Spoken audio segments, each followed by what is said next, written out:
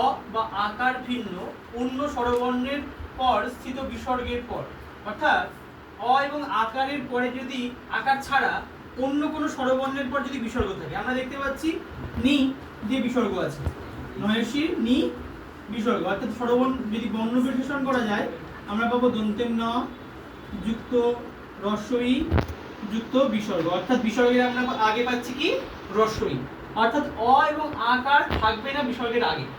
যদি এরকম অবস্থায় থাকে এবং এই বিসর্গের পর যদি স্বরবর্ণ বা বর্গের তৃতীয় চতুর্থ বা পঞ্চম বর্ণ, যদি এরকম বিসর্গ অর্থাৎ অ এবং আকার ছাড়া অন্য কোনো স্বরবর্ণের পর বিসর্গ থাকে এবং সেই বিসর্গের পর যদি স্বরবর্ণ থাকে অথবা বর্গের তৃতীয় চতুর্থ পঞ্চম বর্ণ, অর্থাৎ এই বর্ণগুলো যদি থাকে, 15টা বর্ণ যদি থাকে, তাহলে বিসর্গের স্থানে আমরা বসাবো র, বিসর্গের স্থানে আমরা বসাবো র।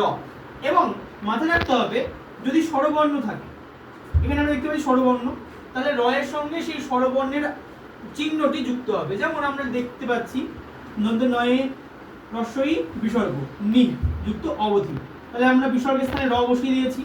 এবার যেহেতু অ এখানে রয়েছে স্বরবর্ণ, তাই অটার চিহ্ন র এর সঙ্গে যুক্ত হয়েছে, অর্থাৎ বর্ণ বিশ্লেষণ করলে আমরা দেখতে পাবো র এর সঙ্গে অ যুক্ত আছে। এখানে যদি আকার থাকতো অবধি, তাহলে এখানে আকার বস্তু, যেহেতু আকার নেই অ আছে, তাই এখানে শুধু র ওর সঙ্গে অ আছে আমরা জানি।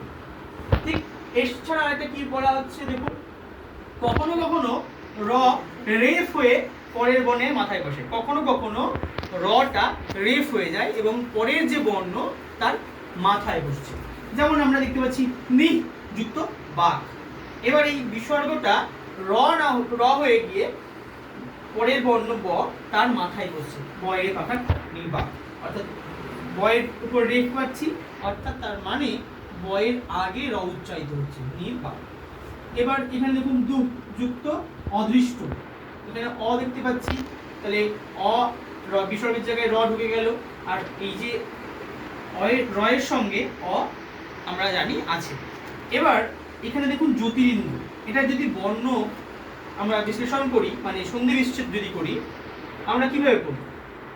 দেখুন আমরা দেখতে পাচ্ছি র এখানে আছে, তার মানে এর আগেই সন্ধি হয়েছে, আমরা সোজা লিখব জ্যোতি, যেমন আছে তেমন দিয়ে বিসর্গ দিব। এবার যুক্ত র এর সঙ্গে আমরা কি দেখতে পাচ্ছি, কি চিহ্ন আছে, রস্বই, অর্থাৎ রটা অ্যাড হয়েছে, অর্থাৎ রস্বইটা এখানে ছিল, আমরা লিখব রস্বই যুক্ত ইন্দ্র। এবার আপনারা বাকিগুলো করে দেখাবেন। ধন্যবাদ।